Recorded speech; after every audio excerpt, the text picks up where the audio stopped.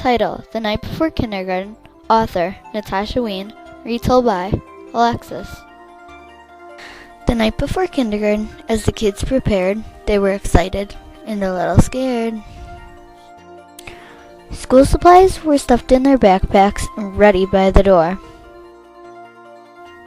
In the morning, school starts today.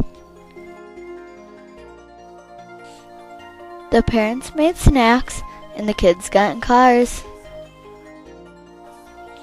Their parents were worried their kids would cry if they left them with just a goodbye. The teacher invited the students to stay for a while. The room was filled with books, toys, and many maps. They sang songs, and within just a minute, each kid had a friend. Miss Sunrise gathered the grown-ups on the magical rug, then sent them away after one final hug. The children all waved, "Don't cry, parents. Kindergarten is cool." Did the parents cry? Read The Night Before Kindergarten to find out.